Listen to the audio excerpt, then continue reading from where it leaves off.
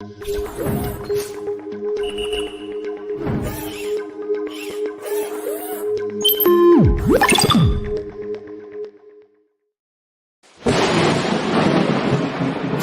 listening to the Destroyers of Fake News, Kristan T. Harris and Don Pye Jr. on the Rundown Live, your forecast into the future.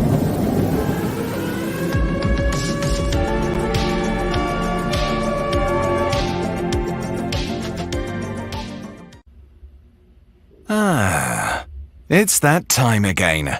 Time to relax and kick up your feet. Grab your favorite beverage and tune in to the Rundown Live, your forecast into the future.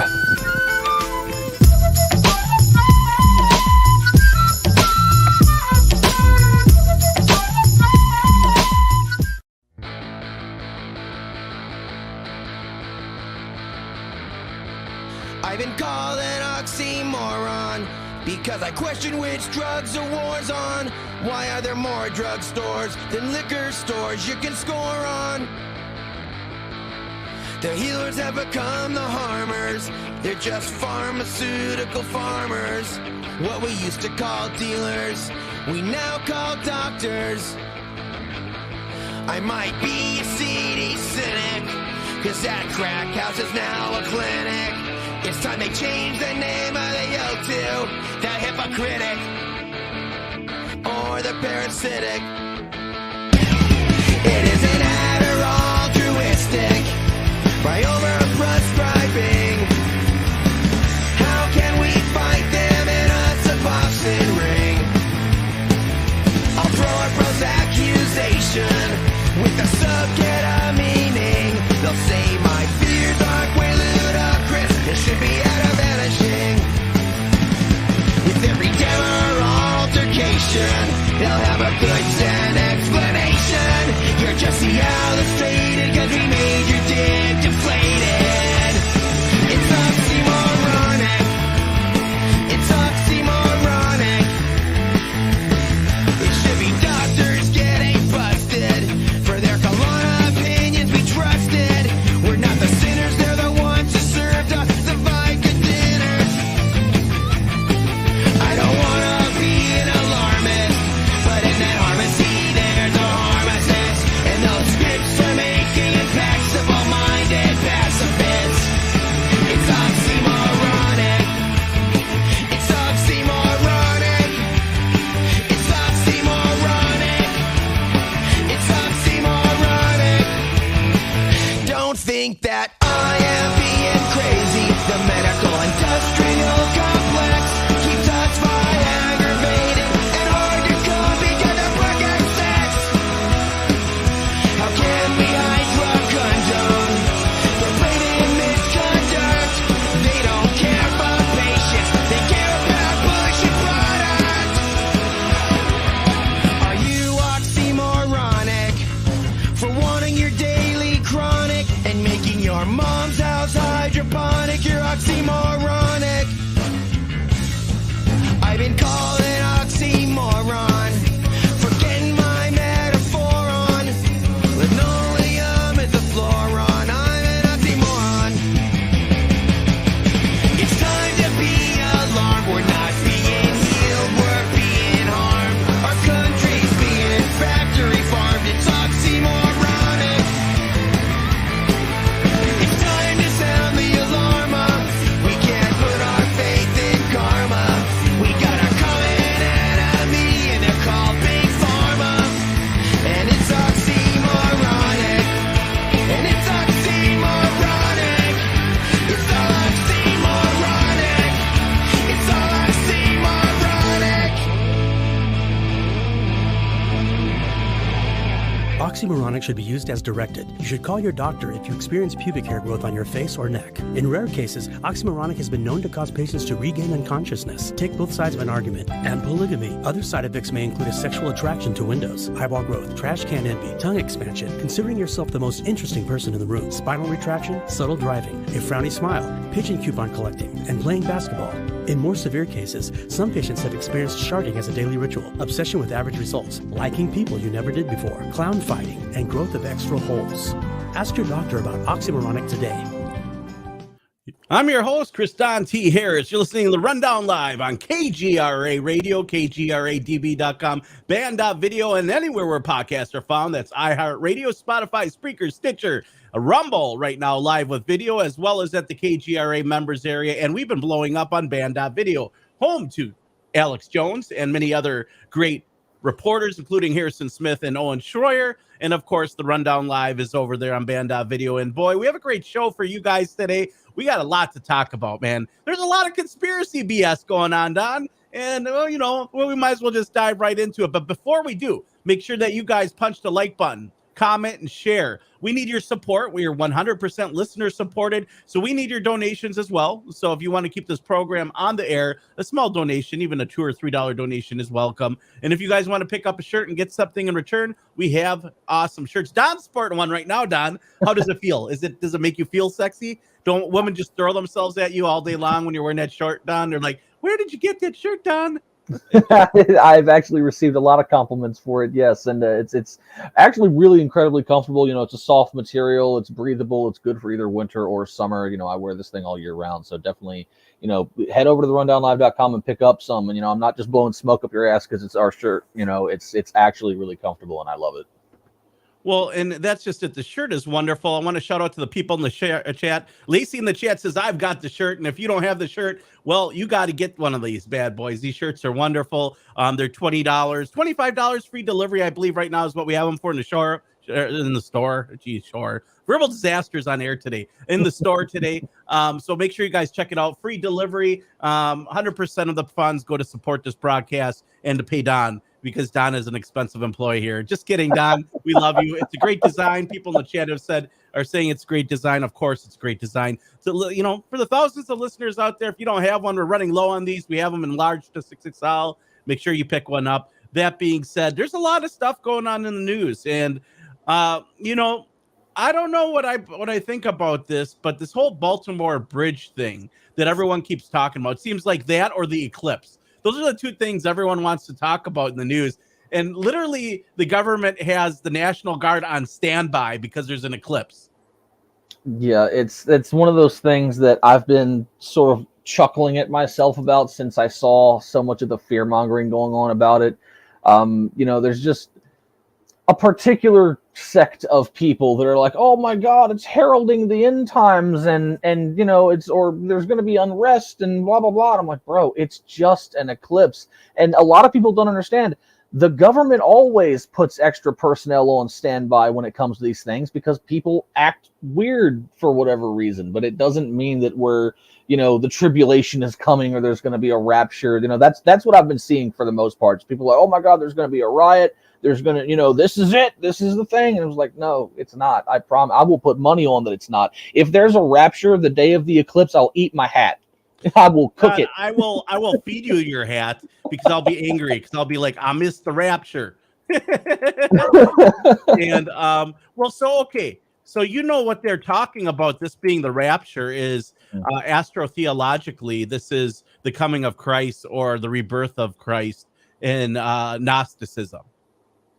Not Christianity, but the Gnostic Christians, the one that believe in astrotheological viewpoint, like the sun enters each zodiac sign at the 30th degree and exits at the 33rd degree. Thus, it's said God's son starts his ministry at 30 and dies at 33. It's a lot of people believe it's the mystery religion. A lot of Freemasons that have worked their way up to the higher degrees of Masonry understand a lot of the Gnostic stuff that they've been interested in. The Secret Teachings of All Ages by Manly P. Hall is an interesting book that talks about some of this stuff. But astrotheology, the sun hanging on the zodiac cross for 3 days and then starts moving forward, bringing us forth life in spring. That's the Gnostic viewpoint. Hence why there's the pyramid and all-seeing eye on the back of the dollar bill, because that's known as the chief cornerstone. And that's why the pyramid is separated and cut off, because you reject the top because the pyramid prevents you from laying another brick. In Masonry, that's what they call a chief cornerstone instead of a standard cornerstone. And hence it's representative of the religious viewpoint of Christ, because he was rejected by the church. Adam Weishaupt was rejected by the Masons. And so many other people have used that symbol. The church uses it, the eye of providence, But it's interesting. Here it is: National Guard to be deployed for solar eclipse in 2024. People are scared. Oklahoma's National Guard is set to be deployed for the upcoming total solar eclipse, when as many as 100,000 people are expected to visit one county. Wow.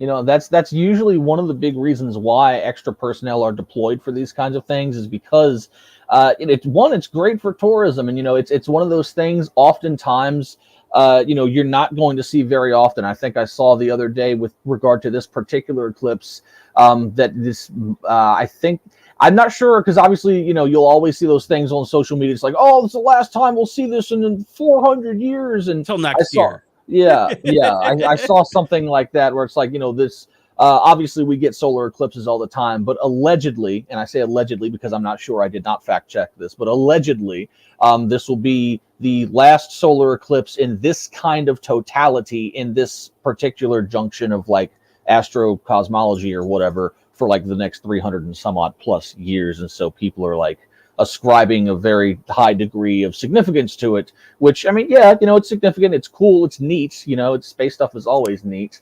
But the parts of like there's people freaking out about things. It's weird to me, because it's always like with regard to this sort of stuff, especially with like things like the astrotheology and the esotericism. Like I look at it from a very different point of view. We've already essentially entered astrologically speaking, or astronomically speaking, that age of Aquarius, so to speak. And those who study the some more esoteric side of things, we know what that means, is we're entering into this new age of enlightenment and understanding. And when you look at the Gnostic and esoteric interpretations of old school Christianity, not what was taken over by the Romans and then converted into this whole church and state stuff, but the esoteric interpretations of the apocalypse, being the Greek translation of the word apocalypse, literally just meaning revelation, is that it is a time of revelation, revealing, understanding sort of thing. So coinciding with the whole,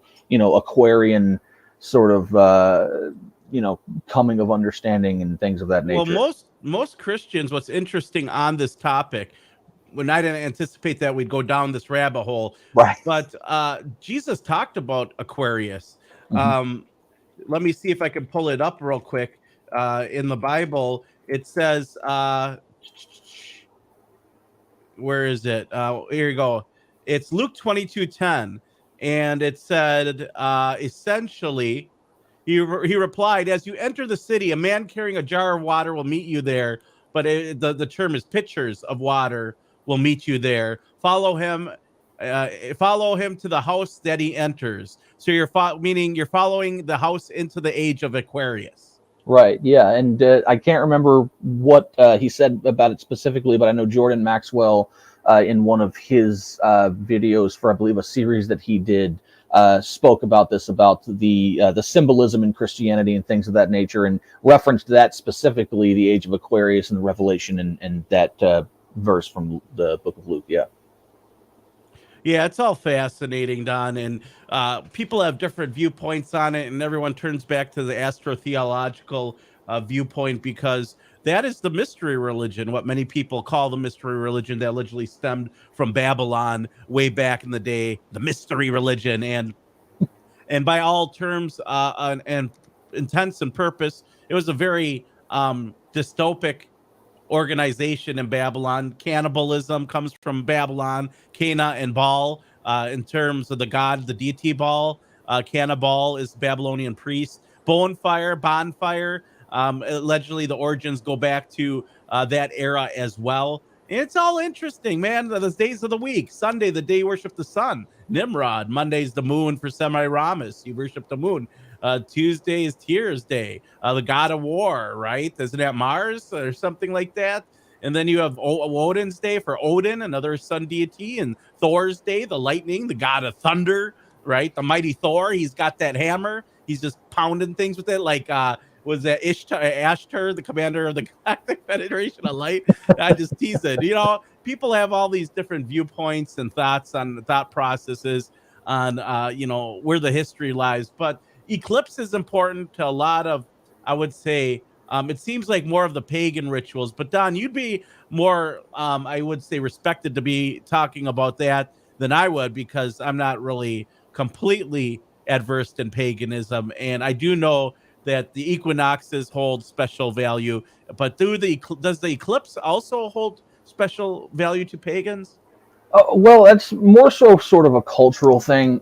There's very little we understand with regard to certain cultures. So with Norse paganism specifically, and the Scandinavian peoples, we aren't really sure, because most of their information was what little bit was recorded was written on rune stones, and most of it was destroyed during the forced Christianization of Scandinavia.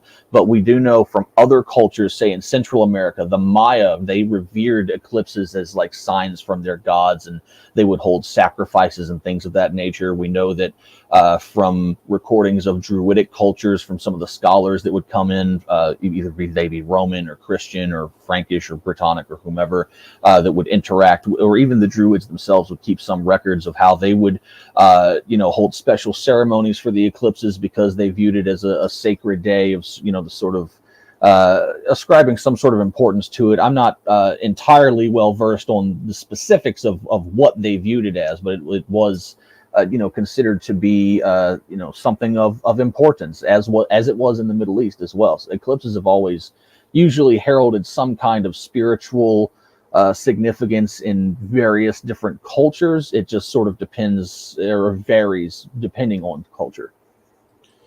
So the big news here that everyone's been covering, other than the eclipse, has been the Baltimore Bridge, which we got a video showing on the screen right now of essentially of the Baltimore Bridge. And so you have the ship allegedly that hit the Baltimore Bridge, and it looks like it has electricity right now, or the electricity kicked back in.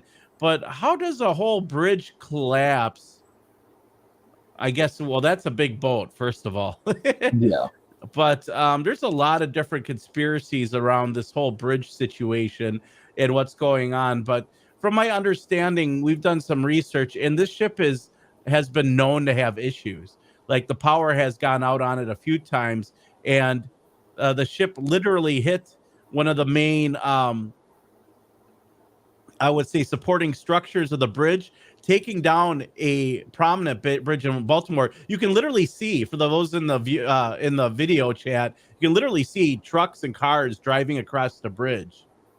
Yeah, so this is one of those things I've been seeing that's somewhat irritates me about the alternative community, or the quote unquote truth community, or conspiracy community, or whatever you want to call it, because nowadays everybody wants to jump to, oh, it's a conspiracy, oh, it's a false flag, oh, it's some sort of sabotage.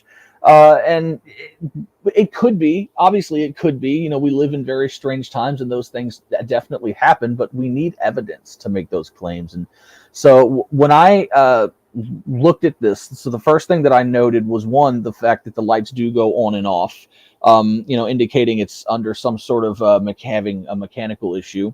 And then later I saw that this very same ship is known for having mechanical issues. In fact, in 2016, it had a malfunction in which it caused it to have a collision in Antwerp, Belgium. And I think, in my opinion, this is probably one of those situations where a corporation is probably cutting corners on safety regulations and just making sure their stuff is up to snuff to, just squeeze a little bit extra money out. And we end up having this, an accident, because a lot of people might be averse to believing this now, but accidents do still happen. It doesn't always have to be a conspiracy or a false flag. It could be, like I said, but accidents do still happen. And when you look at the way it hits the central pillar here, just to bring a little bit of physics into it, if you see the way that the bridge collapses in the direction of that pillar, it's certainly indicative that the others are not also being brought down simultaneous, but it is seems to be more symmetrical in the sense of an organic collapse, rather than, say, what we saw on 9/11, where it all collapses into its own footprints. So, like I said, there could be something I'm missing. 7 seconds. Yeah, there could be more to it. But I don't think this is some sort of inside job. And by the way, I know people in Baltimore, Maryland. I know people who've driven across this bridge who've flat out said this bridge itself is rickety. Of course, everyone could have other opinions. Maybe it's not. But from people that I know who live in Baltimore, they're like, yeah, it's a not as stable as we would like it to be. So it's one of those things where I don't think this is an inside job, but that's yet to be determined. We'll So see. some of the things I did find out while doing research about the whole Baltimore Bridge scenario is, number one, the ship does or was supposed to have backup generators that power in as soon as the power goes out and kick in to prevent it from losing power. So those did not kick in, and all the systems have been updated to the latest type of computer system, Mhm. which means that it could have been hacked or hackable Right. instead of being completely machine orientated and not computer orientated like some of the older things like Air Force Ones that the president flies around in. It's very little electronics on there, but so it can't be hacked and have that kind of scenario. This ship has been completely updated with computer latest technology. So is the potential there? Sure. I'm in Yeah. agreement with you, Don. I highly doubt somebody hacked it and was like, yeah, we're gonna hit the Baltimore Bridge. Why would any? I mean, Baltimore is a let's be honest, it's not the greatest city right now. It's got a lot of high crime. It's already struggling. It's not going to be the main focus of a terrorist attack. And it reminds me of when the whole Kenosha unrest happened. Right, Kenosha unrest happened real close to me here in Milwaukee. And when I was subpoenaed to be a witness in the Kyle Rittenhouse trial, there was people out there saying, "Oh, this trial isn't really taking place. It's all done on green screen." I'm like, "Really?" Because I'm in the courtroom every day, covering the event. And people just the idea of wild conspiracies, although I think they should be allowed, at some point in shape and form, somebody has to bust them. And that's kind of where we're going at here. Now, let's say it comes out that there was an attempt to hack this, and this was just the offset. I mean, I wouldn't doubt it, but I wouldn't say that I believe that at this point. I really don't think that's what this is. And people from like when things are getting smarter now, we have smart everything, right? We have smart TVs, smart phones, smart toasters, smart fridge, smart washer, smart cars. It almost seems like as technology gets smarter, the effect on society gets dumber. Well, In a way, it's just there's dumb accidents that occur that should not occur. Well, right. And it's something like this. I'm surprised that there isn't safety measures involved to help steer the ship if the power goes out like this.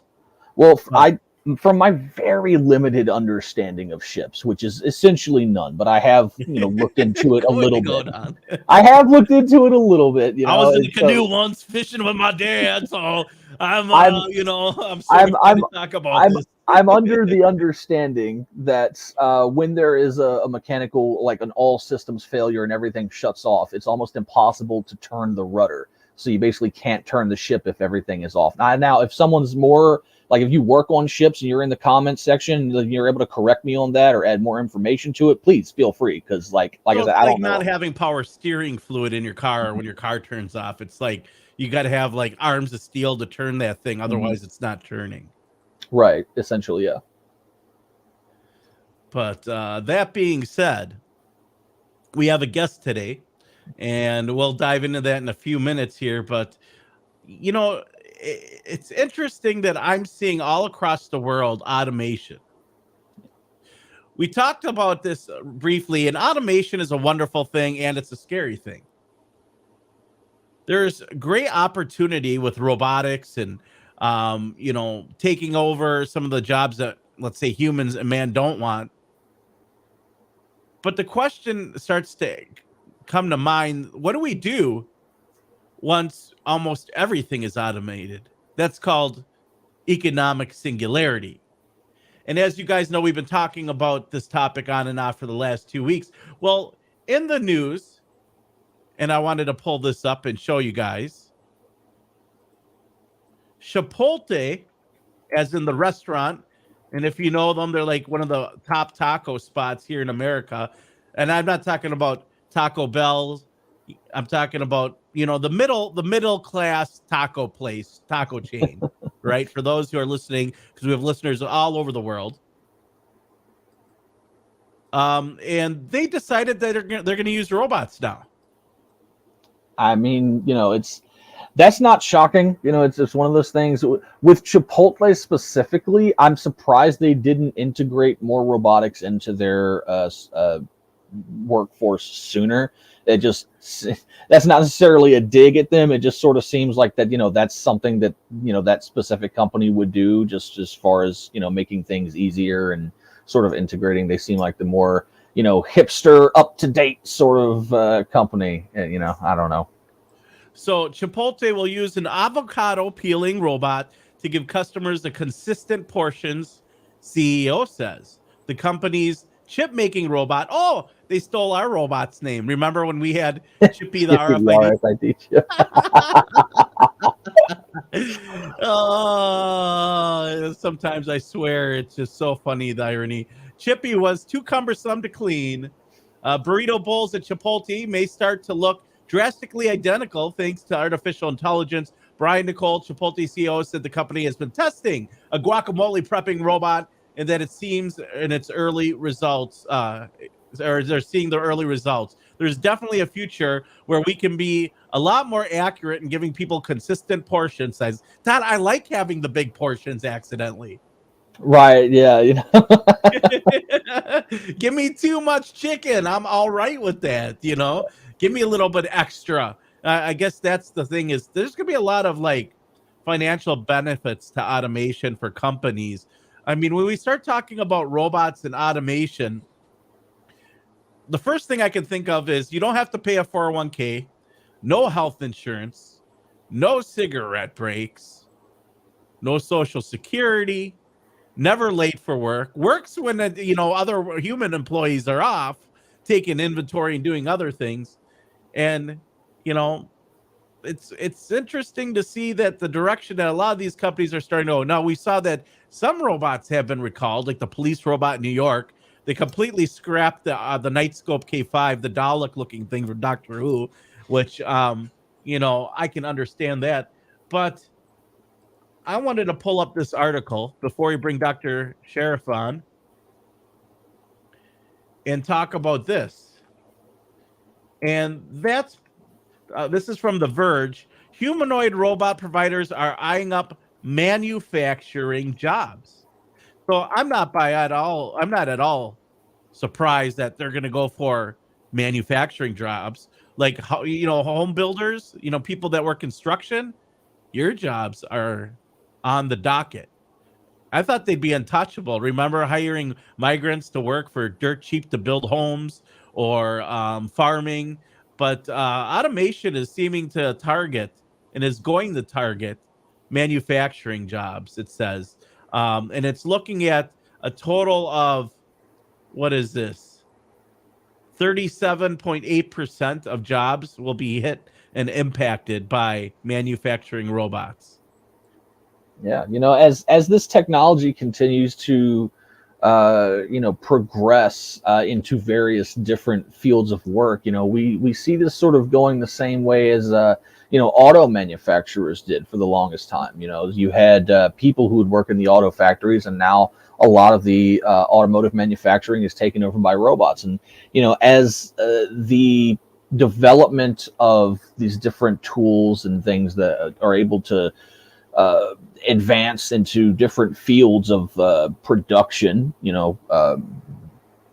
building foundations and construction and things of that nature, we're definitely going to see, at least in part, the same thing we saw with the automotive industry. And it will, in my opinion, only continue to stretch out into other, areas of industry as well.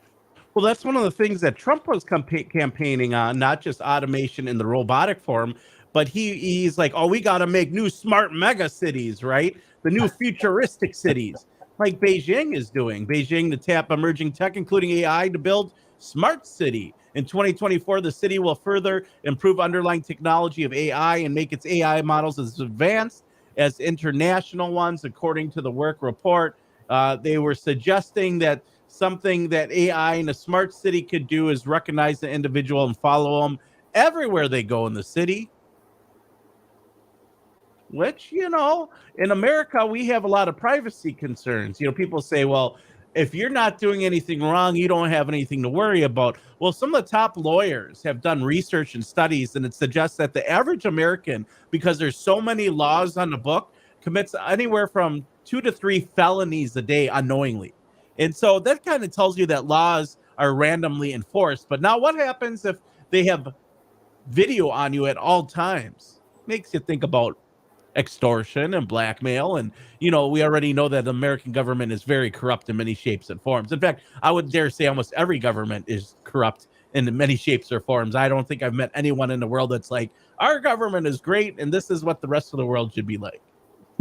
Right. Yeah. It's sort of the exemplifies that whole issue with statism in general that I bring up whenever I, talk about anarchism or, voluntaristic ideas. Is we can look back throughout history, but whether it's a democratic government or a republic or a monarchy or a dictatorship or what have you, they've always been oppressive to some faction of their society. There's never in history been a population where 100% of people love their government. There's always somebody that gets the stick instead of the carrot, and sort of underlies the issue with the concept of a top-down authoritarian nature of government in general.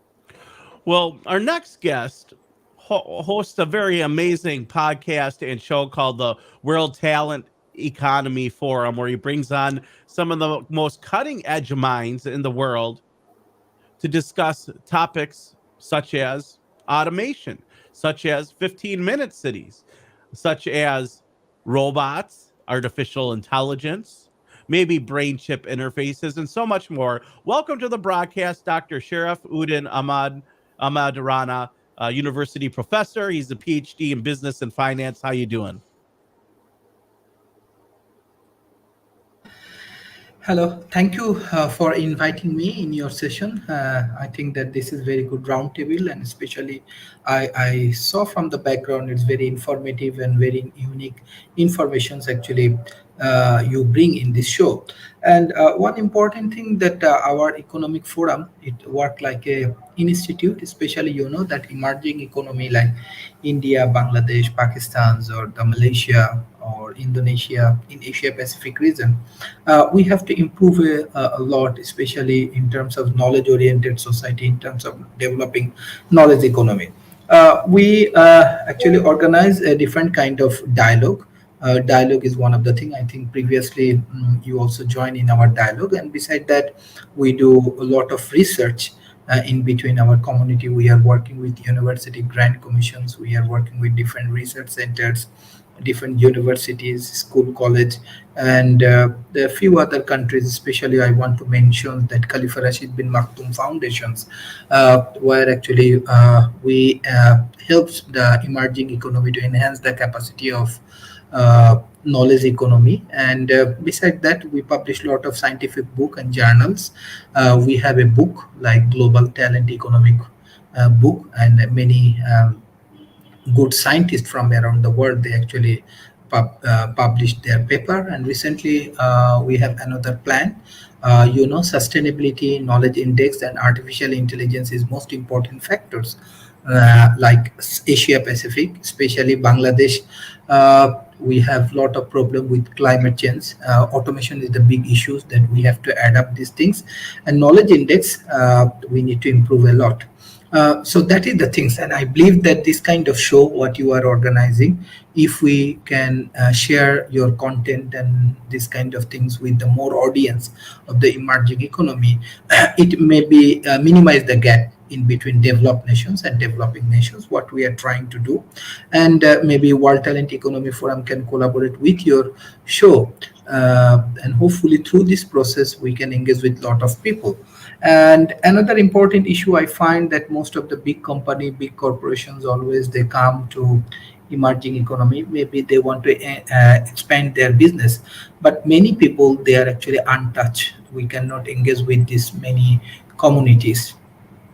So what we have to do, we live in a global village. So in the global village, let's say, if we can engage with many communities, peoples with modern science, engineering, and technology, what actually Transhumanist Party doing already. Tom Rose, he visited Bangladesh, Then he visited the Prime Minister Office of Bangladesh, the different universities and different think tanks and corporations in Bangladesh last year. So this kind of initiative actually create more friendly and more collaborative relationship, and it actually helps to enhance the cultural things. And most important factors that we do focus on leadership and global. Right now, we have a lot of crisis in the global arena. So I believe for learning and development purpose, we go to Harvard, we go to MIT or Cambridge or Oxford for our development purpose. On the same way, the developed nations people should come. Maybe they can learn microfinance in Bangladesh. So this is the way we can enhance the capacity of the global community. We can understand the cultures, we can know each others, and we can grow together. That is the objective of World Talent Economic Forum and its work as a institute right now.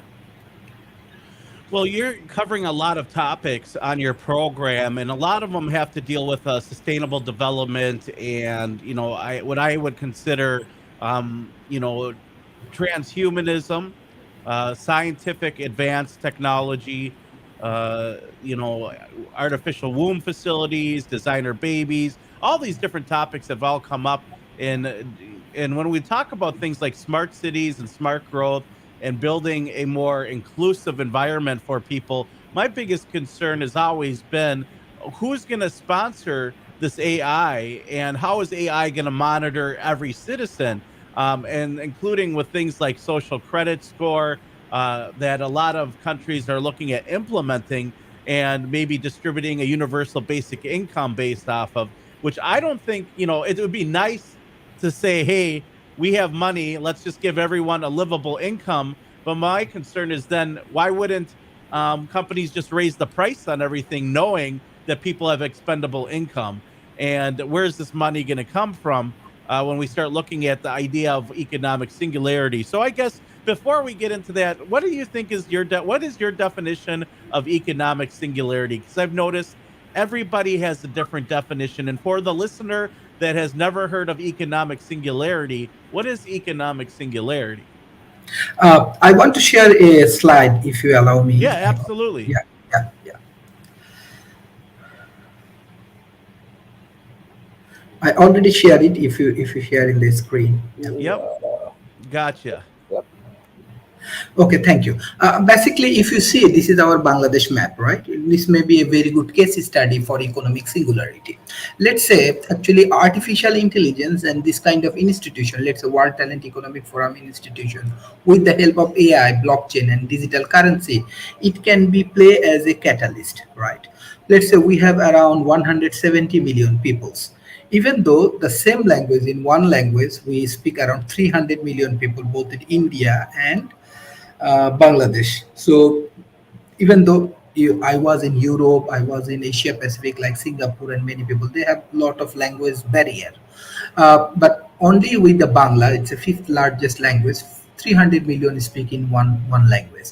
So if you see that if artificial intelligence and this kind of income it work as a institutions and work as a catalyst, there are a very good ecosystem we are developing. Number one, we have a entrepreneurs and entrepreneurs, and if you find the emerging economy has a lot of problems, so it needs a lot of solutions. So entrepreneurs may come and they can solve the problem. Then we have academia. Let's say only in Bangladesh we have more than 160 universities. Most importantly, it has more than 85 million youth, those who are less than 30 years old.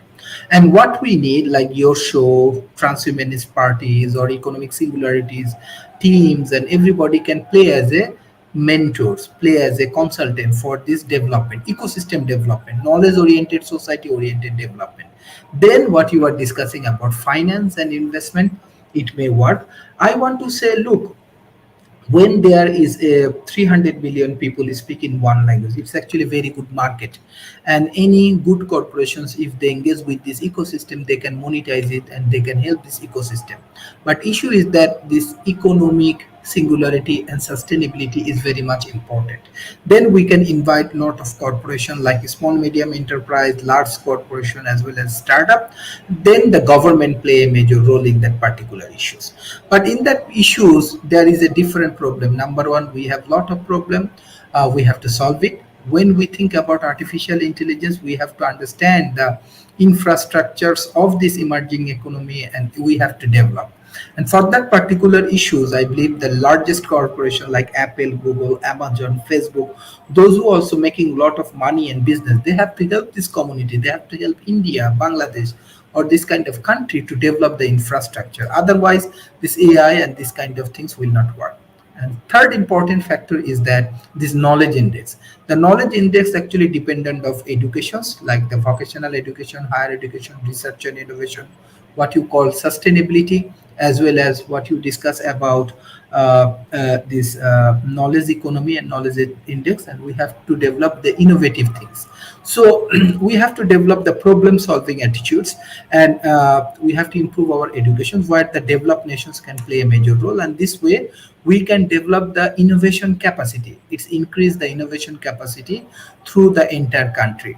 It's create a simulations of innovative economic, and it create more job growth, and by this way we can strengthen the entrepreneurial ecosystem, and it may attract global brand, I can understand, and leverage the key emerging technologies what you discuss about artificial intelligence. And this matrix, I believe, it can play a major role, and it can be a economic singularity. But most important factor, the developed nations, they do discuss of lot of things. They want to market lot of their product and innovations, but they do not go with a specific way to improve the community until or unless the global community, example the emerging economy, they do not have enough development. You cannot get good business, or you cannot monetize it.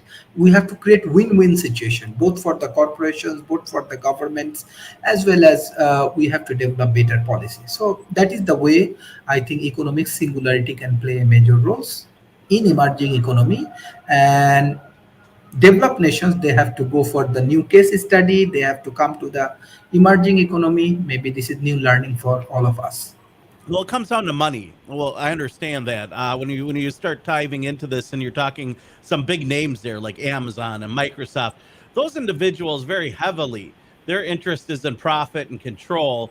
And if they are creating competition and entrepreneurship, unless it benefits their business in particular, I find it very hard that they're going to be generous and saying, this is going to start a lot of new jobs. However, I do believe that there's a great opportunity with artificial intelligence, cryptocurrency, amongst other different platforms to have an entrepreneurship spirit and impact the global economy in a positive way that may offer more individual freedoms and liberties, as where I think Amazon and Microsoft, they think more collectively. And I'm not saying that there's anything wrong with the idea of collectivism.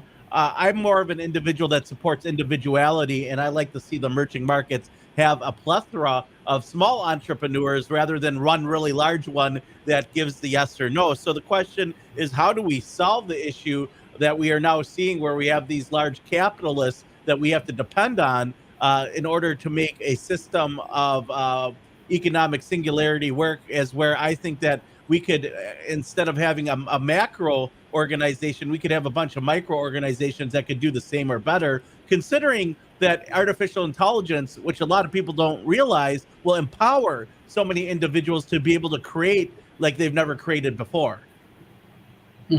A very good idea. But one important thing, example, Bangladesh is the Makkah or the heaven for microfinance. What is actually microfinance? How does it work? For microfinance, Bangladesh, this Grameen Bank, it's a financial institute, and it's win Nobel Prize. So things is that small is beautiful. What you are discussing about big company or the big names, like Dr. Mohammad Yunus, he bring the idea of microfinance, the women entrepreneurs, I think 50 years before, and it's become successful. And from Bangladesh, many countries around the world, they took the idea of small economy, individual economy, women-centric economy.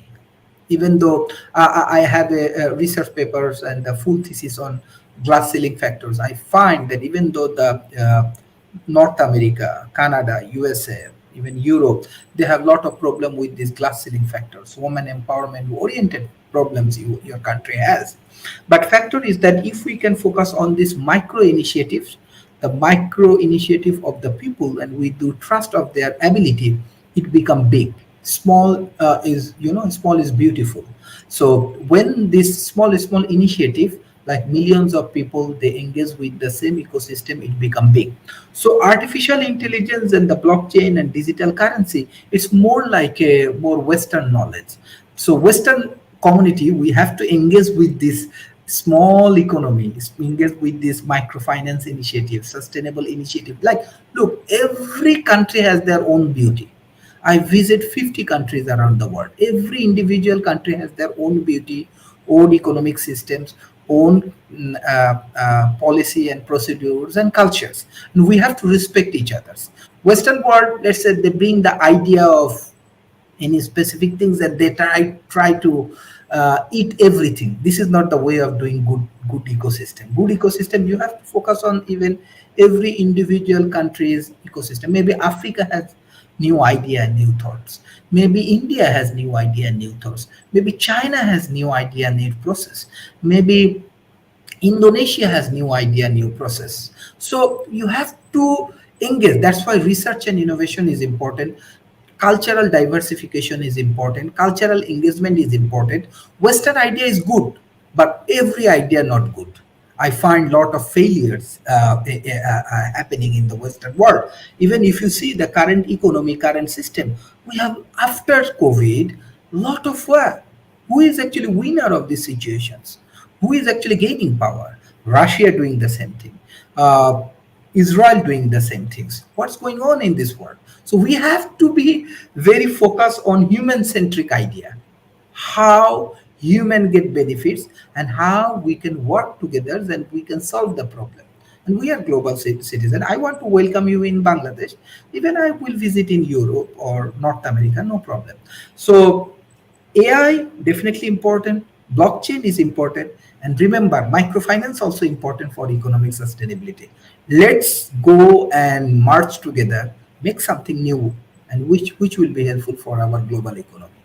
Exactly. That's so. I've brought that up, and we've discussed that on this program the past few episodes, particularly with the diversification of cultures and sort of bridging gaps, bridging divides. We spoke with Tom Ross a few days ago about the usages of AI as a tool for being able to bridge communication barriers and bring people together and create these these small communities of individuals to unify them in more of a cohesive movement towards establishing something more beneficial for the general population, as opposed to, as we were talking about, these big corporations that really only serve to benefit the big corporations and the governments with which they are so intricately tied into.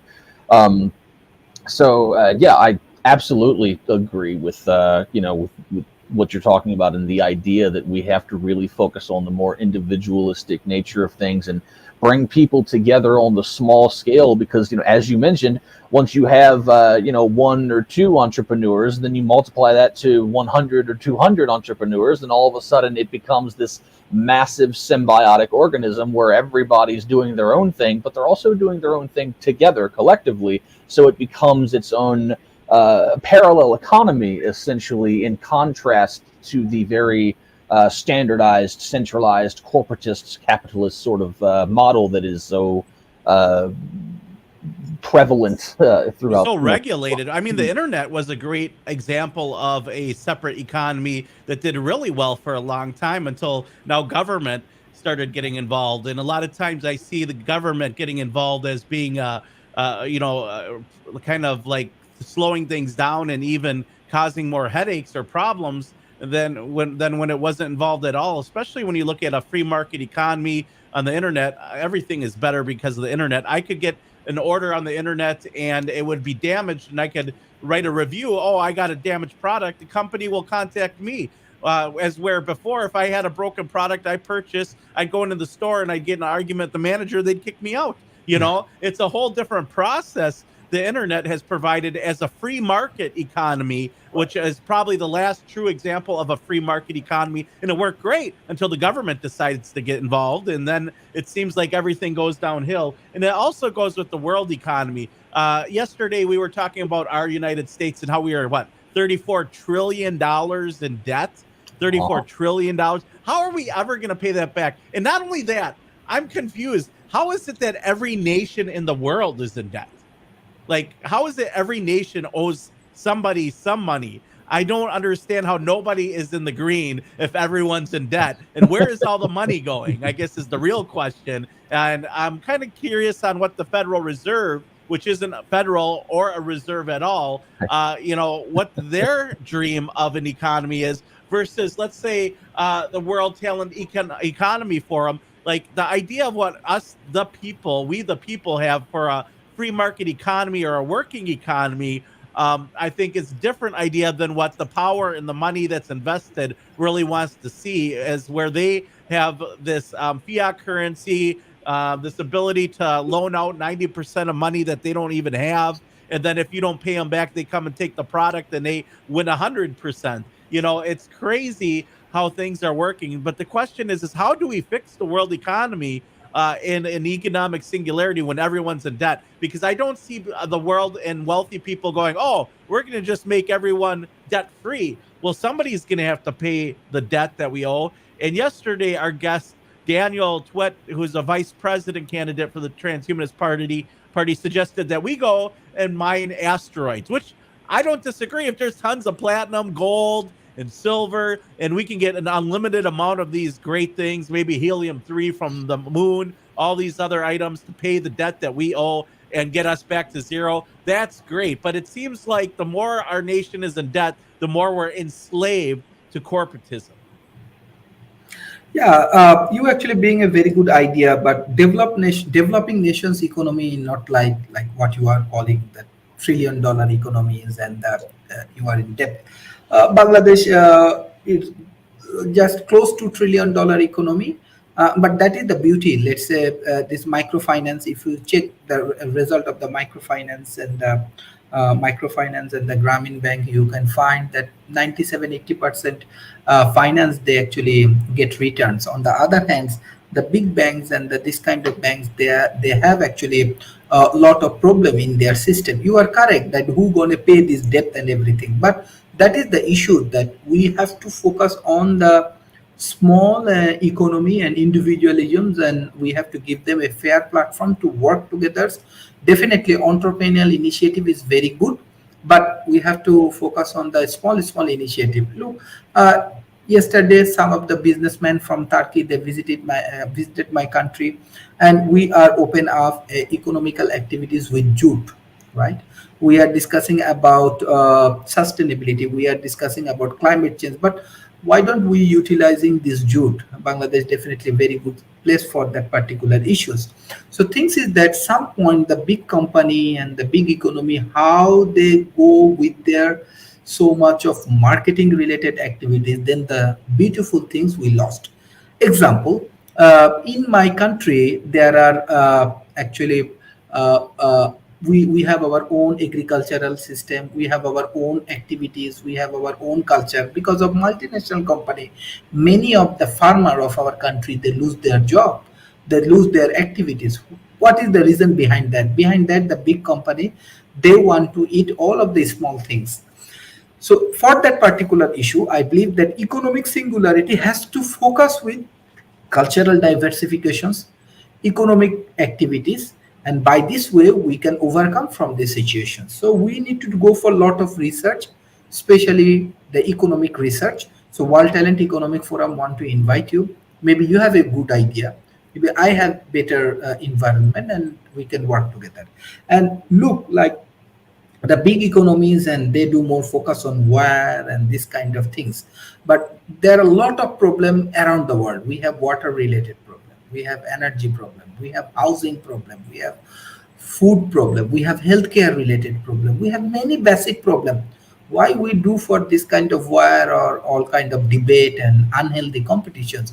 Why we invest more money for this defense and for this nuclear power? Why don't we invest on maybe food security, maybe water purifications, maybe safety and safe house? And I think we have to go for develop new world, and maybe this is the time because of artificial intelligence, because of internet, because of blockchain technology, maybe new economic formation are coming soon. So we have to work hard, and we have to work together for solving this complex problem. Yeah, Dr. Sheriff, what are some of your concerns surrounding economic singularity that you feel that would impact not just only the Western culture, but the culture in the Middle East and Asia and the Eastern culture as well? What are some major concerns that you have around economic singularity? Because I believe, obviously, that it won't hit everywhere all at once. It isn't going to be like, boom, I woke up, everything is futuristic and robots are everywhere. It's a gradual thing, right? It's going to impact certainly Dubai. We're going to have, then we're going to have like some big cities in America, and then we're going to have Beijing, and it's going to slowly pop up here and there. And there's going to be a huge breakaway society. Only certain people are going to have access to economic singularity. It'd be beautiful to say, oh, everyone will get a free, central banking digital currency credit. Like, I'm very against central banking digital currency for the fact that I believe that government and global economy will offer restrictions on cryptocurrencies. That's where I believe like Bitcoin and the alternative market will allow for a lot of the independence. And I'd have no concern that my purchasing power would be limited if a government decided that I can only use that currency for food or for a car or whatever, for a loan or paying a bill, whatever it might be. So obviously, the third world is going to be hit and impacted very differently from economic singularity than, let's say, the Western, economy and the Eastern economy in Beijing and Asia. Very good idea, but one thing you have to understand that what I'm discuss about good infrastructure for this kind of digital currency, for artificial intelligence, for robotics and everything. Look, I live in a place where I see still our children, they have to go to school and they have to walk around 10 miles or 10 kilometers, right? I live in a place, long time I was abroad. I just come back after 14 years. And I find that still we do not have enough healthcare system. Many people die because of lack of treatment, right? I can understand that all of the futuristic idea is good. All of the futuristic things is good for the human progressions. If we can engage with this kind of futuristic activities, maybe we can bring more economic success. But the Western world, they have to understand that with the imbalancing society, you cannot make more progress, right? Right. So progress depend on the educated group of peoples who is actually solvent both in economic and social aspects.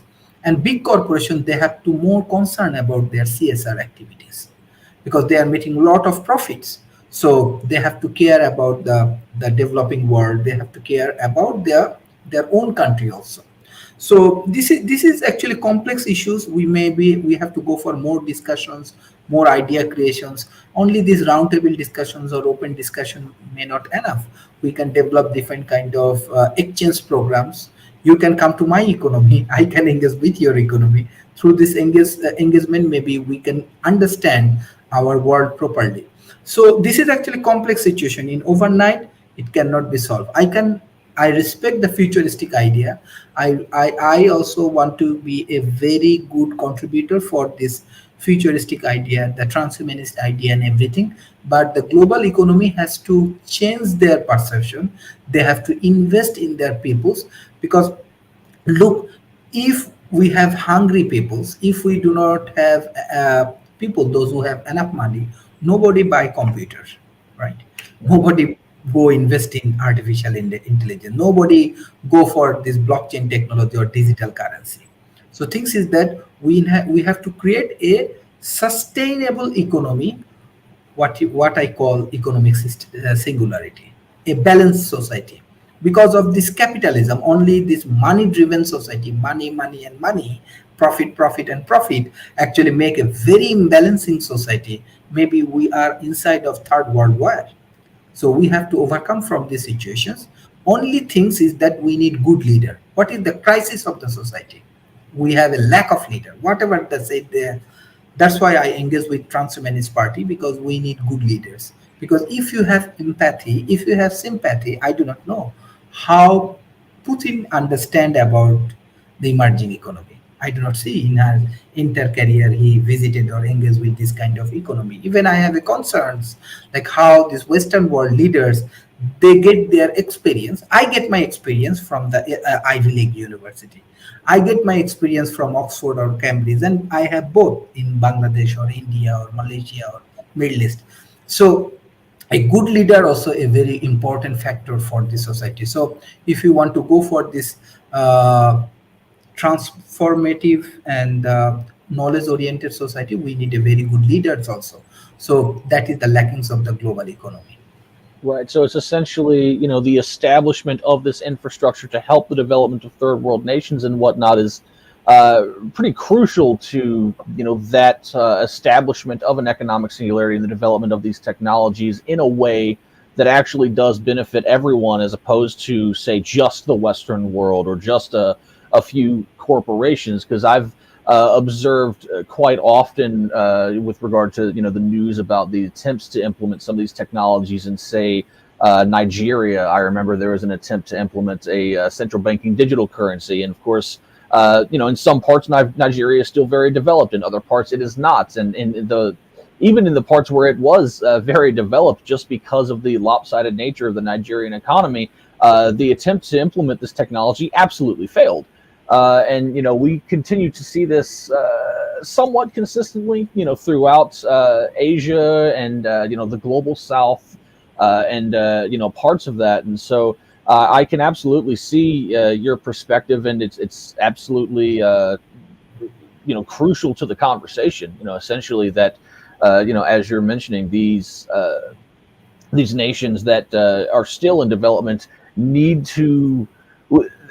Basically, there needs to be a change of ideology, and that comes to the point of new leaders and actual good leadership, because that's one of the big issues currently is the fact that there isn't good leadership in place. If there was, we would have more compassion and empathy for developing nations and realizing, hey, maybe we shouldn't be spending tens of billions of dollars on war when we should probably be fixing more. Helping people get good education and healthcare, and just making sure that places aren't falling apart and people are taken care of. So yeah, it's certainly essential to foster not only a mindset among the general public, which is why conversations like this are so important, to get this information to people, to sort of drive that point home, because Lord knows the mainstream media is not going to cover the subject. But hey, we should be working on these development of parallel systems to circumvent the current ones that are currently in place that are not serving people, in addition to facilitating this change of ideology in terms of new leaderships in place to help that from the top down, to say, okay, so these massive corporations, Amazon, Google, whatever, you have all this money, you have all this power. Instead of spying on people and doing all these authoritarian things you're doing, how about we actually shift focus towards a humanitarian approach, and say a country like Bangladesh, put some of that money into developing their healthcare, because now that people aren't dying more, you're going to have customers that actually want to invest in technology to help, go towards the sort of AI-driven future sort of thing, when people's basic needs are met. That's sort of what it comes down to, is in the developing world, when basic needs are met and people aren't struggling just to survive, it's a lot easier to facilitate the development of AI and much more complex technologies. No, this is very good idea. We can implement all of the idea, and that's why our World Talent Economy Forum, we develop decentralized economy. Yeah. And we go to different villages. We have 68,000 villages in our country. So in every village, we are developing our infrastructures, we are developing a economy, we are developing a knowledge-oriented society. So if you have a better idea, if you have a better technology and you want to integrate with this economy, I want to invite you all. Decentralized economy definitely very much important, and we do have to focus on this grassroots level, this village oriented society, and that's why our economy and everything compared to other nations you can find Bangladesh, Vietnam, Indonesia, they're actually a growing economy. So definitely we have to go for decentralizations. We have to go for the village developments. Even if you see the China development major come from the village and infrastructural developments. And especially I visited Hukzai. Hukzai playing a major role for their economy. This is one of the richest city or village in their communities. So we are also trying to develop the same kind of things, and we are getting good result. So definitely, maybe if you have a better technology, if you have better idea, if you have better opportunity, let's work together. Let's go for new innovations. Maybe it will be new fusion for the society. The world is so big, so we have the opportunity, and I want to give thanks to this Western world. They definitely this internet, because of internet, we know each other, we engage with each other, so we can understand the idea and everything. But we have to go for action. So action is the key, and I believe that for this economic singularity, we have to focus on decentralization. So Well, I in know your that. well, I was just going to say, so in your view, how precisely do we go about the achieving the decentralization? I know, of course, as you mentioned, in some places it's already very much in place, with the small economies and things of that nature. That's something that we talk about somewhat often here on this program. Kristan and I both very big proponents of decentralizing the economy, sort of bringing it back into the hands of the individual and facilitating more of a voluntary exchange of goods and services, as opposed to this massive government corporate tied monopoly that has been created. And here in the U.S., there are certain ideas of how we can go about that, creating parallel economies or alternative markets, and political Sound movements to say, currency. right, auditing the Federal Reserve and trying to hold those systems accountable and things of that nature. But with regard to your side of the world, how do you see that being implemented on a larger scale, more so than it already is, to better facilitate the an economic singularity? Look, when we move to the decentralized economy or for this village development, first we go with education. Education is the very basic things. You can engage with the people, you can engage with their culture. When you engage with the cultures and with the educations, then you can understand their peoples and understand their need. Then we go for economic, socials, and political aspects. Better policy also very important. Political environment is very, very important to give the civil rights of the people. So, because most of the capitalist society or all of the capitalist idea actually try to suck money from the small people. But when you give them knowledge, when you give them proper economic, socials, and political empowerments, they understand their values. When people understand their values, then they go for their fundamental problem solve. Let's say their housing development, let's say their good foods, let's say their good schools, let's say their healthcares, let's say their clothing and all of the system. Then they go for these intellectual activities like this AI, like this blockchain technology. Because let's say your society and this part of society is not same. How advanced, let's say Singapore is so advanced, but this country is very small compared to India, Bangladesh, and Pakistan. So this is the way of modernizations. First, you have to go with decentralized concept with education and culture. So that's why I believe that transhumanist has the good opportunity, because they have many good knowledge-oriented people. Even I saw you have many good scientific papers. You can translate it, right? I translate the Death of the Dead book. I'm actually translating for David Woods and this Professor Jose. So that's why I request go with the knowledge and cultures.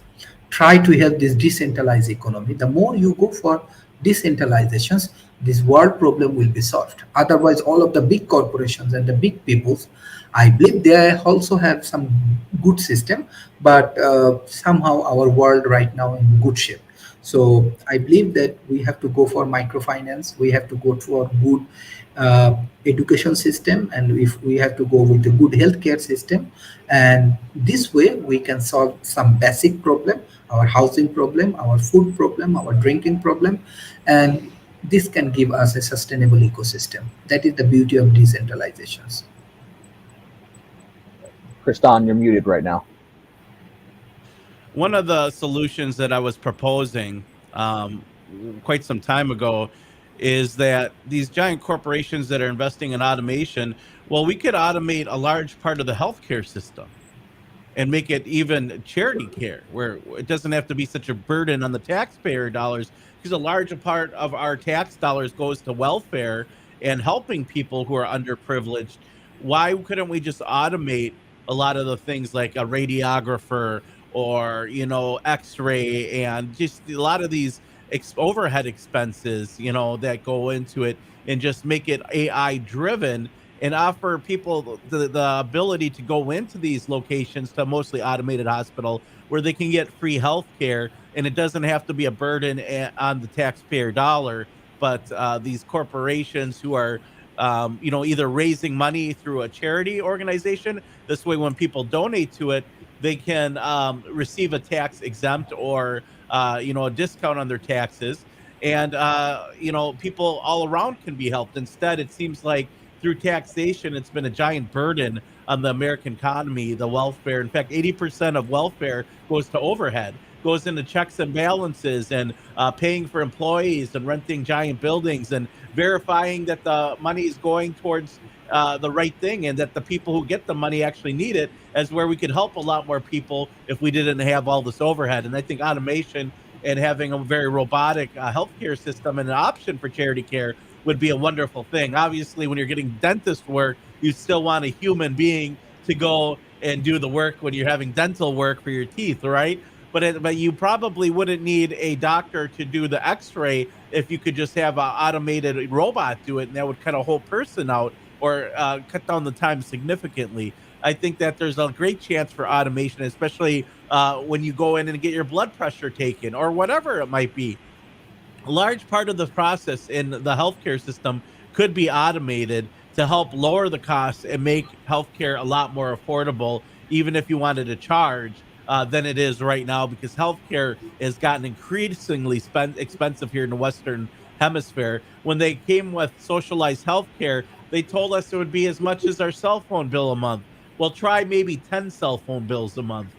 They completely underestimated and overpromised what the free healthcare system would provide, as where it's become incredibly expensive, and it's offering less service and less quality than it did when it was privatized. So I would like to have the idea of having some kind of free healthcare for people, but I wouldn't want it on the dime of taxpayers. So I guess the question we'd have to look at is, how can we do this through automation? There's a lot of great, wonderful opportunities surrounding automation. And I agree that when we're looking at third world countries, there has to be like a raise in the tide. Like they say, a rising tide raises all ships.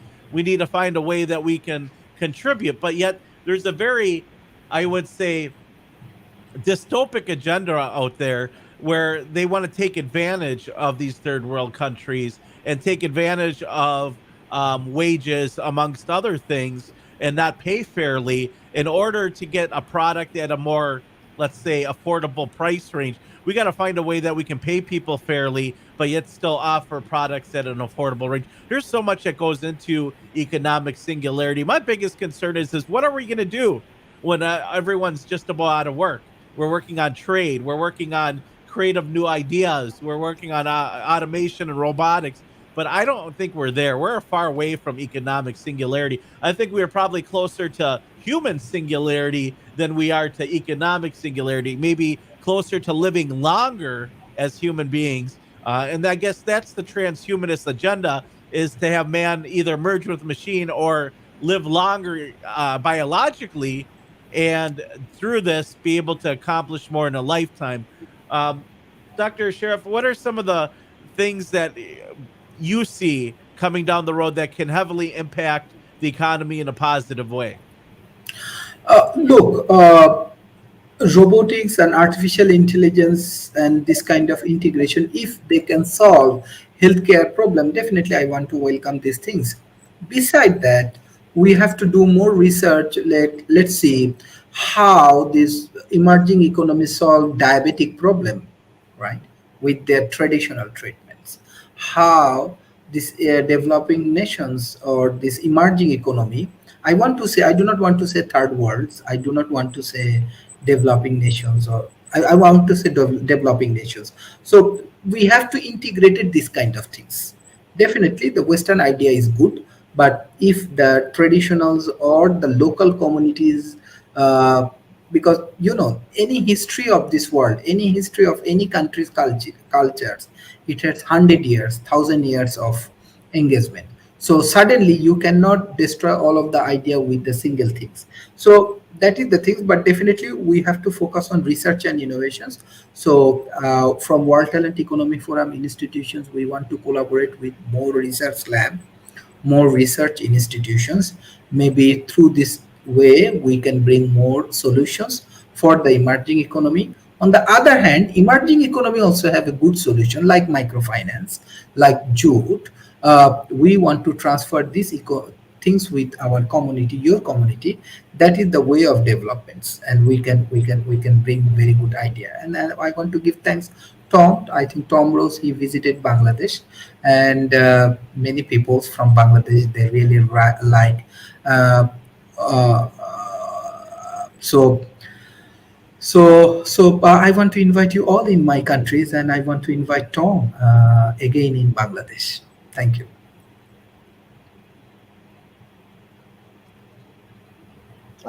Oh, Kristan, you're Dr. muted again. Sheriff, thank you so much for your wisdom and insight. Tom Ross says Bangladesh is a perfect proving ground because it is experiencing now what the rest of the world will face in 2050. And 2050, is that the age of singularity or economic singularity? Is that the goal? The UN Agenda 2050 per se? Is that something we should be aware of? The Great Reset? Like, I'm a little concerned about some of these ideas, but at the same point, I understand there's not much we can do except for slow down the train and try to help everyone out and help us have a more utopian agenda versus like a very strong power structure run by a few wealthy people, Dr. Sheriff. So I appreciate you joining us, but what are your thoughts on what Tom Ross has to say about Bangladesh being a perfect proving ground because of what it's experiencing right now? One interesting aspect I want to share. Look, last 20 years or 14 years, 14 to 20 years, we are under prime ministers. Sheikh Hasina, she is woman. That is the beauty of women leaders. Somehow the women, they have more empathy, sympathy, and uh, uh, very important aspects. And definitely, this is the area World Talent Economy Forum, what actually Tom Rose bring, the idea of developing research center. We are doing the same thing. Look, Western world has many good things, undoubtedly. You have good resource, you have good knowledge, you have good technology. On the other hand, developing nations has more people, young people, energetic peoples, and cultural diversifications.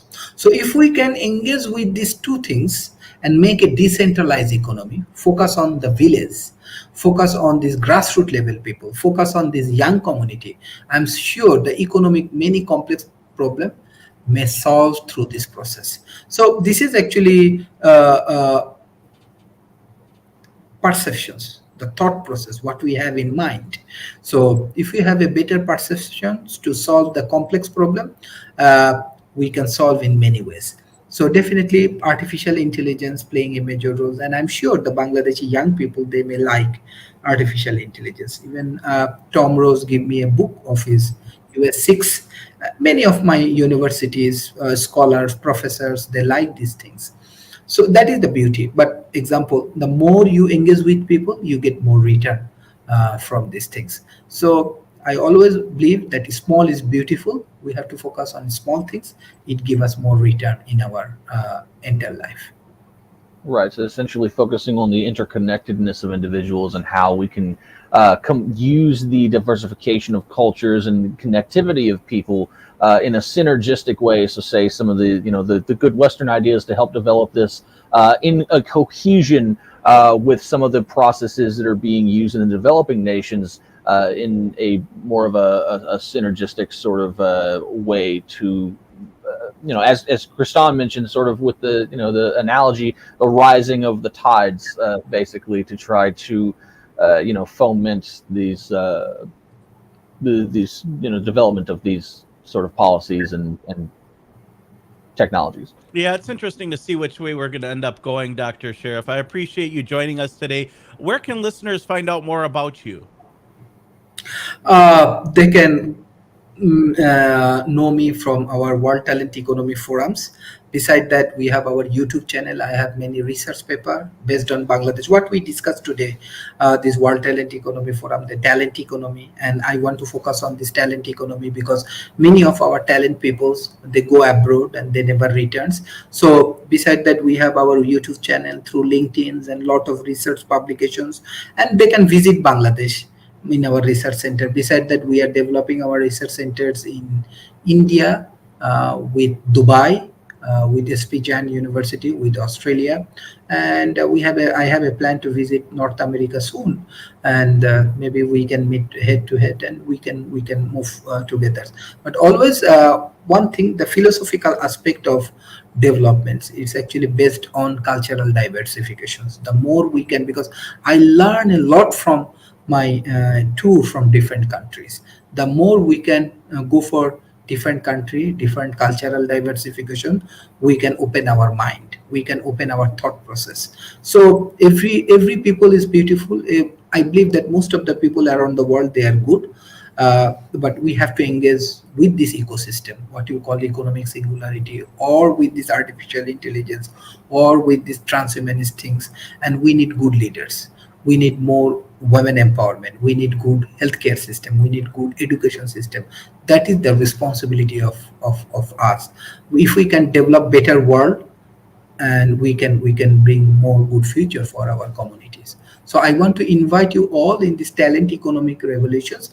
There is no difference in between transhumanism, in between talent economy. It's the same thing, same philosophy, same aspects. So we have to work together, and we have to grow together.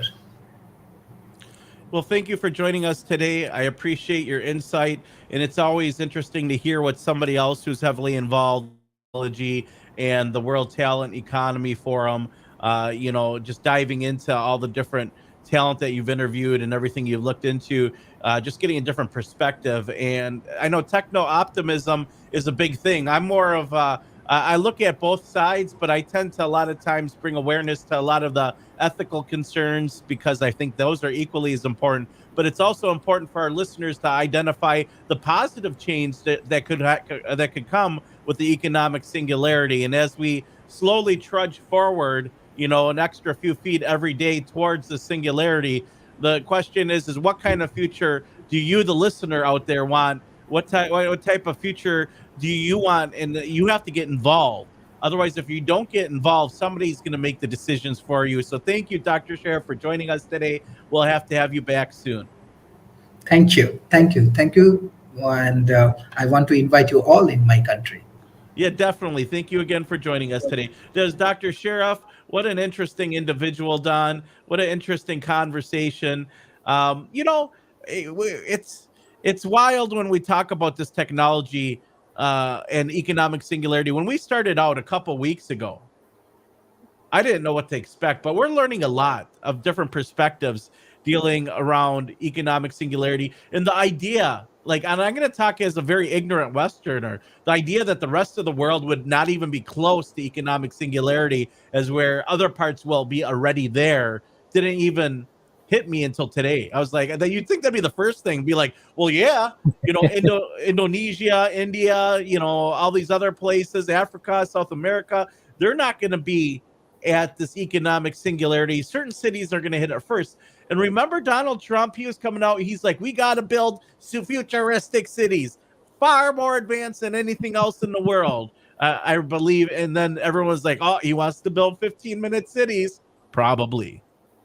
Yeah, it's one of the things. It didn't really hit home until this conversation that we had today, but I had Freedom thought City. about it previously with regard to the development of the AI systems and economic singularity and things of that nature, and how it would impact different regions of the world. Of course, more economically prosperous areas such as the West, the United States, the UK, China, and whatnot would obviously be a lot more capable and perhaps a lot more accepting of those things compared to places that are still developing and in many cases have been generally pillaged by the sort of corporatistic capitalistic nature of how the centralized economy has essentially exploited the resources, particularly of the global South and Central America, Africa,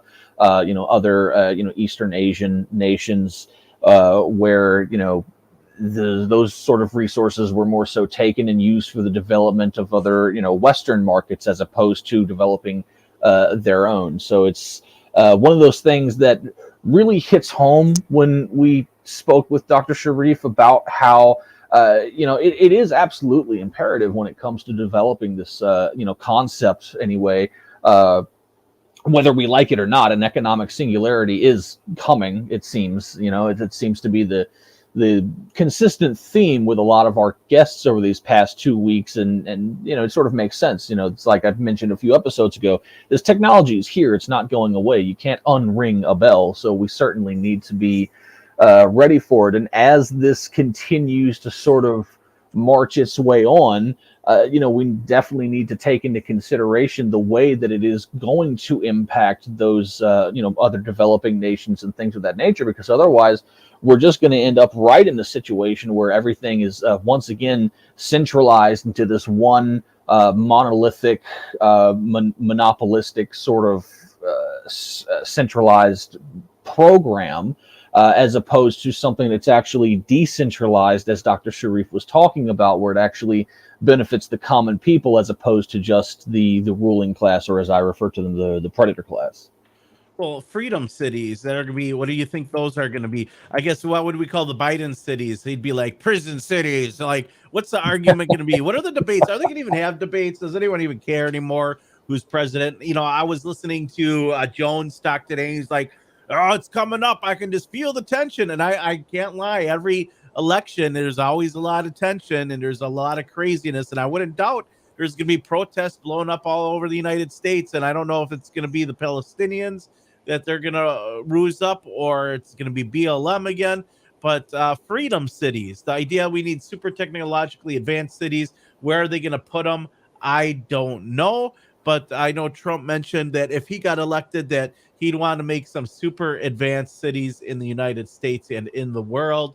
And he is calling for freedom cities, which, when we talk 15-minute cities, there's some things like I don't think are terrible ideas in that workshop, in that workspace per se. The idea that you can get anywhere in about 15 minutes for anything you want or need. My concern is having like closet like living space, closet space, living space. And just because you have the VR goggles doesn't mean that you have a large living space. Right. Right? It Well, just makes you feel yeah. like you do. Yeah, well, not only that, it's also the top-down centralization of it, and just this essentially the fact that these cities serve to be used as a technocratic sort of control mechanism. There's an article that I have here that we put up on the Rundown Live some time ago. I can't remember exactly when. Back in November of 2023. This was originally written by Brandon Smith over at Alt Markets, called "The Globalist Vision: 15-Minute Prison Cities and the End of Private Property." We have up on the rundownlive.com, so if the folks who want to go over there and check it out, where he essentially goes into discussing this whole concept of 15-minute cities and the technocratic authoritarian nature of how these would be used as a means of controlling the lives of millions of people with the centralized advent of these sort of technologies, the AI integration into surveillance, social credit systems, the CBDCs implemented as a part of your UBI tied to your social credit score, and all of these sorts of things. So that's sort of tying into what I was talking about with regard to our conversation with Dr. Sharif and the necessity for the diversification of the application of these developing technologies between, say, the Western world and developing world, resulting in a sort of centralized top-down model. These 15-minute cities are basically the epitome of that in a way, because you can imagine if the economic singularity is centralized in that manner, to where it's not done in a way that benefits the whole of the people, not done in a way that mitigates the exploitation of global South and more developing regions, then we'll just throw these highly advanced techno cities into those certain regions, perhaps in Africa or wherever in Central Asia, and it really serves, as the article mentions, as more so as a prison city, as it would in the Western world as well. It really, there would be some more advantages to it, but not many. So it just sort of exemplifies so many of the issues with regard to the more nefarious side of things.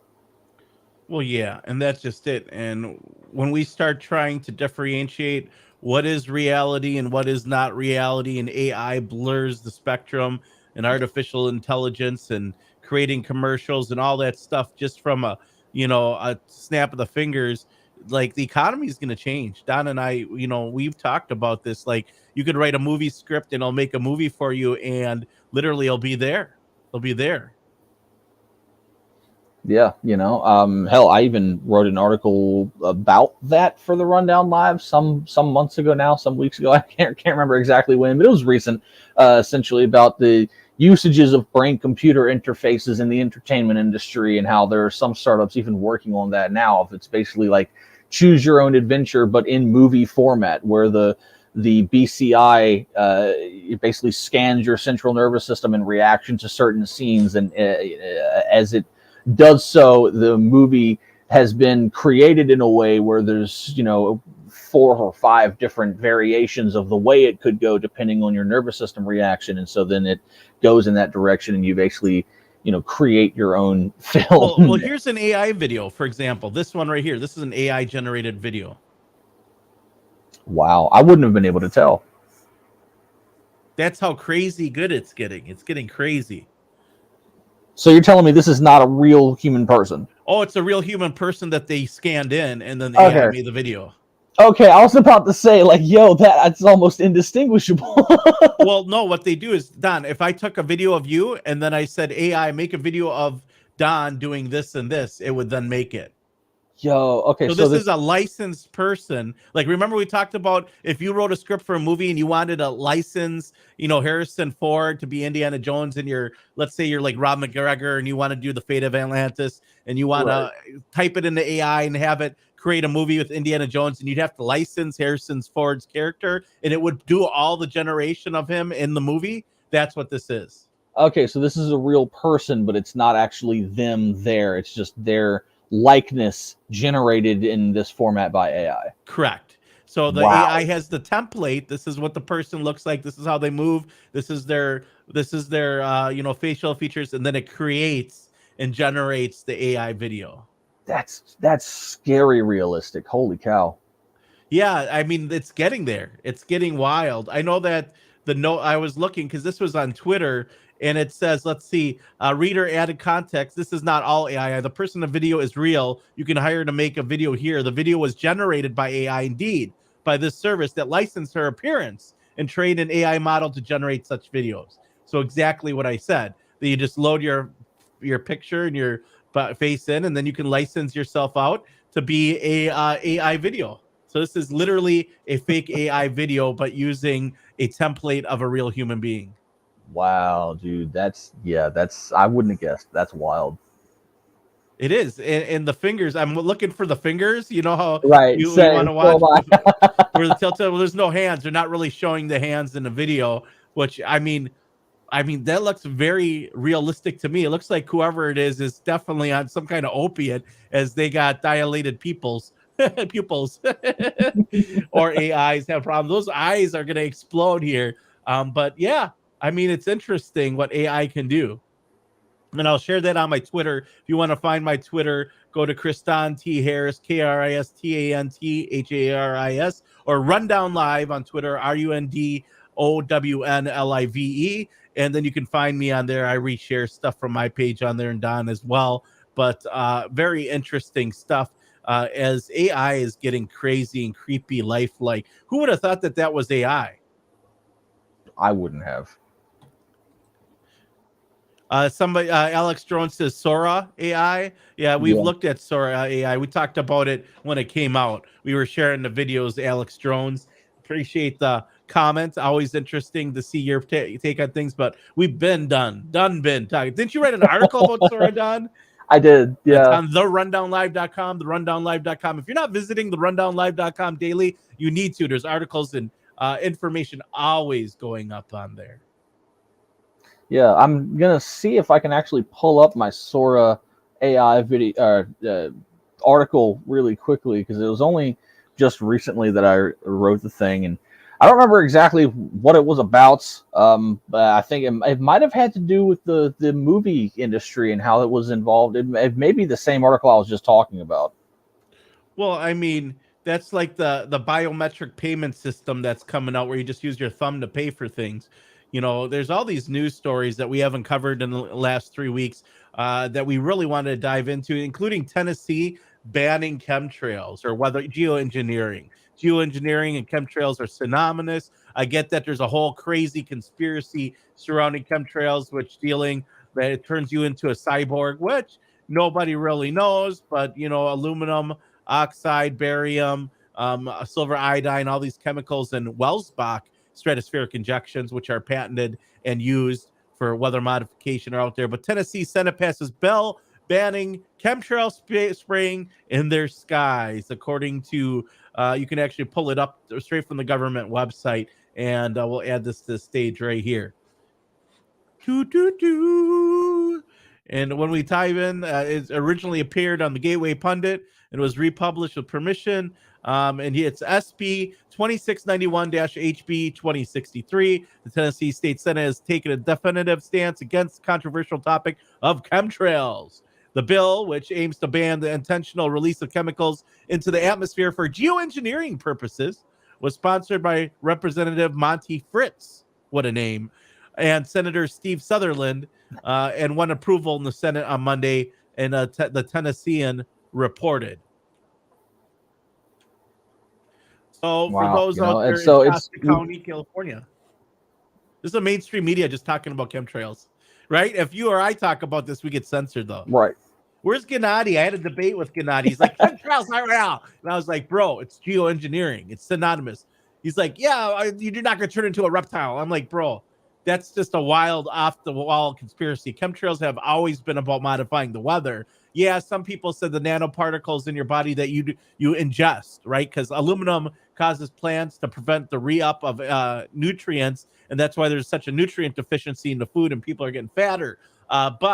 And it's because of aluminum that maybe bees aren't finding their way back to the hives because it causes Alzheimer's. But aluminum oxide is definitely one of the ingredients in Welsbach aerosol injections, which they admittedly use in UN documents and papers have admitted spraying in the 90s to 2010. So for about 20 years, up to megatons of this stuff. So like here it is, in the mainstream, they're just banning chemtrails openly. Right. Yeah. It's always been one of those things. You can go back to the 1920s where there has been, patents for this sort of technology. I mean, as you mentioned, we have documents from the United Nations, we have documents from the U.S. military, we have documents from Congress, we have documents from other nations. It's absolutely a real phenomenon. There's no debate to be had about it. It's just the effects that people get hung up on, I guess. But yeah, we see this every once in a while where legislation will eventually comes up. I think it was New Jersey sometime last year, I believe, early to mid last year, New Jersey, or maybe a city in New Jersey passed similar legislation against geoengineering and things of that nature. So it seems as though people are starting to become more aware of it, because I remember last year we also talked about how Mexico, I think, banned some geoengineering projects, or at least put a temporary halt on some of them due to concerns of effects on the environment and people. But it seems as though people are starting to become more aware of this thing, and I'm not entirely sure if it's one of those situations where it's a little too late, because like one of the things that we typically bring up on this show every once in a while, for those who might not always tune in or just tuning in or whatever, with regard to the whole concept of climate change and the effects that we're seeing in the environment. Most of what we are seeing are the consequences of geoengineering operations and these attempts to play God with the weather, as opposed to this, farcical narrative that, it's these anthropogenic, CO2 and all the stuff that we've thoroughly debunked on this program time and time again. A lot of the off the wall natural disasters we're seeing, these excessive storms, reoccurring storms, wildfires, droughts, floods, tsunamis, things of that nature, is not entirely, obviously, but in large part, a result of these attempts to control and modify and manipulate the weather. It's sort of Mother Nature saying, hey, I'm tired of you poking at me, F you, and getting all pissed off and, wrecking things. Well, that's just it. Weather modification could be a solution to some things, like having a desert and creating a tropical environment. Like, I'm not against some ideas like that, but when you Right. can think about how it can be weaponized, maybe causing a drought in organic farm areas so people buy GMOs. Yeah. Just I think, mean, I don't know. right.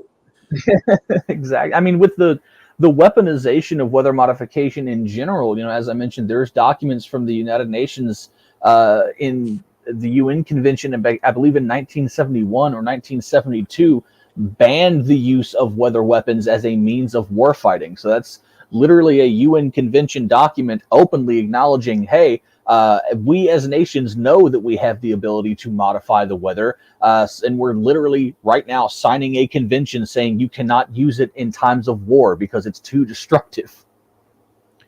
Well, I found this interesting, which is right along the same topic, and it's interesting on how all the counter anti-chemtrail propaganda is coming out. It's like, oh well, we can't link chemtrails to geoengineering because that's what it is, because then that means the mainstream is wrong, and Washington Post came out with the trash piece as always. But here it is. Here's the patent: stratospheric Wellsback seeding for reduction of global warming. And there's actually patents where they just add it to jet fuel, and then it can spray it whenever it creates contrails. There's actually a patent for that as well. And I think that was located on geoengineeringwatch.com, which is an interesting .org, maybe if I remember right. Yeah, geoengineeringwatch.org. And if we look at patents, they have everything from method of producing rain, means of producing high potential electrical discharges. It can make rainmaker, protecting from poisonous gas and warfare. Geoengineering can be used. There's an apparatus for, let's see what we got here, for causing precipitation. Um, let's see if they got a fuel. There's this. It's just interesting. Here it is. Decomposition chamber of monopropellant fuel. Process for condensation of atmospheric humidity and dissolution of fog. Long distance communication systems that can be impacted. Atmospheric space charge modification. Aerial insecticide dusting device that also impacts causes weather modification. Silver iodide cloud seeding generator. There's all these patents that are out there. There's literally hundreds of them, and you can look them up. They're all used to modify the weather. Right. Yeah. So it's one of those things where it's it's so funny to see the mainstream media continue to be like, oh, it's just a conspiracy theory, but we're going to rebrand it and tell you it's real. But the other side of it is still a conspiracy theory because we can't be wrong about, or we can't admit that we lied to you all this time and that they actually are real. It's essentially, taking the same shoe off of one foot and putting it on the other foot and saying that you aren't wearing shoes backwards. Here you go. Inspection of fuel particles with acoustics. The abstract apparatus method of disclosing determining integrity of coated fuel particles via acoustic characterization. Basically, they coat fuel particles with chemicals that cause geoengineering, hence the contrail chemtrail conspiracy. And there's a patent for it, US 5156802A. And you can look it up from 1991. So, just saying, if they had it in 91, they had to know about it years ago. And the patents are out there. Does that mean that's what's going on? I don't know. But, everyone wants to talk about it and say it's not real, but it's really real. Alex Jones commented about that AI saying it looks better than video games. Well, that's the way video games are going to go, where no one has the same experience twice. And we all have a generated experience by AI that's different from each and another. Right, Don? That's how it's going to happen. That's basically, in a way, that's how the industry is already sort of trying to go.